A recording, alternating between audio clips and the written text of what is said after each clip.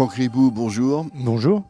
C'est vraiment un grand plaisir de vous accueillir dans cette mi-temps. Ribou, c'est un nom qui résonne tellement dans le business français, c'est Danone. Alors vous connaissez le principe, on est entre nous. Oui, vous avez un peu mal au dos, trop de sport. Gros match. Gros match qui vous a un peu coincé le dos. Tiens, le sport, on va commencer par ça. J'ai l'impression que c'est vraiment dans votre ADN.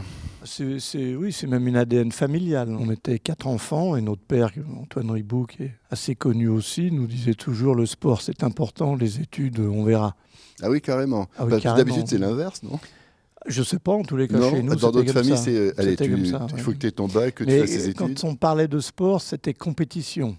Ah oui? Si on faisait pas de compétition, ça s'appelait prendre l'air. Oui, donc il y avait un challenge à tenir. Ah, il fallait, oui. Des résultats à avoir. Des résultats, oui, mais des objectifs et se donner à fond pour les atteindre. Et si on les atteint pas, mais qu'on s'est particulièrement bien entraîné, ça fait moins mal. Et lorsque vous étiez à la tête de cet immense groupe mondial, le sport était très présent également. De quelle façon? C'est-à-dire que vous étiez derrière des compétitions, vous avez créé des événements, vous avez... On a créé, oui, le sport était important à la fois comme vecteur de communication de manière classique, mais aussi en termes de management. C'était partout. On avait créé la Coupe du Monde des salariés, donc pendant 2 ans, il suffisait d'être à 5 dans les usines, dans les bureaux, des équipes de garçons, des équipes de filles. Et il y avait un tournoi de football mondial avec une finale. Ça a été un des événements. On a créé la Danone Nation Cup, un tournoi de foot pour les enfants de 8 à 12 ans, filles et garçons, de nouveau, avec un parrain qu'on adore chez Danone, Zinedine Zidane. Alors, lorsque vous avez créé cette Coupe du Monde inter-entreprise, on va dire, quelles étaient les réactions justement de vos employés? Est-ce qu'il y avait une émulation? Fantastique. C'était avant l'heure de être ensemble, du frottement. Des gens qui, pour certains, n'avaient jamais quitté leur pays. Vu que le groupe Danone s'étend sur plus de 120 pays, vous aviez des gens du Pakistan, du Bangladesh, qui se retrouvaient à faire la finale à Miami sur quelques plages célèbres. Non, c'est des très grands souvenirs.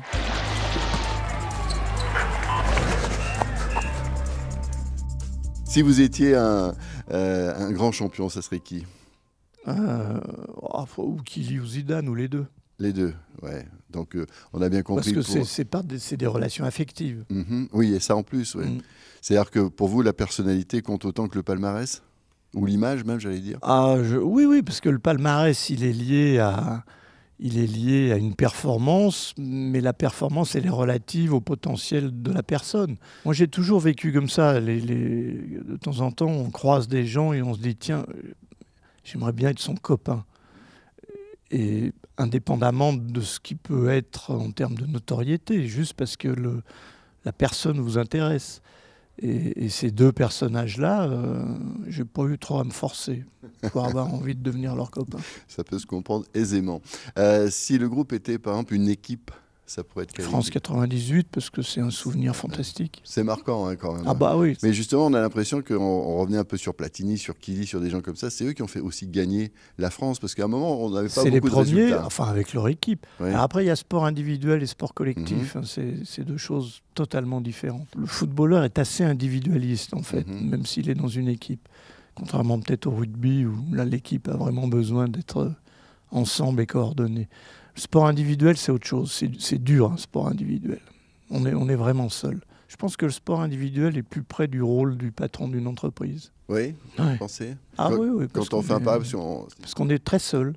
Ah oui, il y a des grands moments de solitude. Parce qu'on dit toujours, on travaille en équipe. Vous avez senti cette solitude par il y a un moment des donné choix où, quand ça devient compliqué, où il faut prendre des décisions, on se retourne et...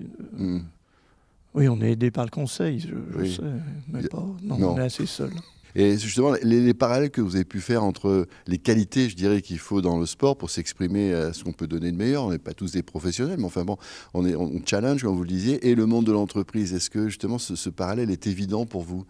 Il est évident, oui, parce que j'ai été éduqué comme ça, mais il y a aussi beaucoup de tarte à la crème. Après, moi, s'il y a une chose qui est l'inverse de tout ce qui est écrit dans les livres de management, mais qui est beaucoup plus proche de la vie d'un sportif, si vous demandez aux jeunes Français là, qui jouent très bien en junior en ce moment, quel est son rêve, il va vous répondre « je veux être numéro 1 mondial ». Si vous demandez à un jeune manager quel objectif il donne à ses équipes, ça va toujours être un objectif dit accessible. Un sportif, il se donne des objectifs non accessibles a priori. Donc il est dans le rêve. Moi, j'ai toujours appliqué cette règle-là. Je veux être plus gros que Nestlé. Impossible. Et justement, vous parlez des valeurs qui peuvent être communes, je dirais, naturellement. Moi, il y a quelque chose qui me marque souvent, c'est la capacité des sportifs à rebondir quand il y a un échec. Ils repartent, ils se relancent. Savent perdre. Ils savent perdre et ils savent aussi se remotiver pour se relancer. Est-ce que c'est pareil? Ça peut être pareil? Ça devrait. Ça devrait. Mais je ne suis pas sûr que ça le soit. C'est soit la capacité de rebond et de perdre, soit la gestion de l'ego aussi. Je pense que la construction de l'ego d'un sportif est beaucoup plus basée sur du réel, du factuel. C'est concret, quoi. C'est 2 et 2 font 4. Est-ce que vous avez une devise ou pas? Est-ce qu'il y a une phrase qui vous a guidé, qui vous a été un petit peu... Non, à titre personnel, je n'ai pas une devise. Quand on me demandait de signer des choses ou autre, je mettais « il faut croire en ses rêves ». Ça a souvent été une phrase que j'ai utilisée. Les rêves, vous disiez tout à l'heure, les sportifs, ils rêvent d'être numéro 1. Non, mais autrement, on devient neurasthénique ou dépressif. Franck, on est déjà à la fin de cette pause, de cette mi-temps. Merci d'avoir joué le jeu. C'était vraiment un grand bonheur de vous avoir. À moi aussi, pas de problème. À bientôt, j'espère. Merci. Et à bientôt pour un prochain numéro de mi-temps.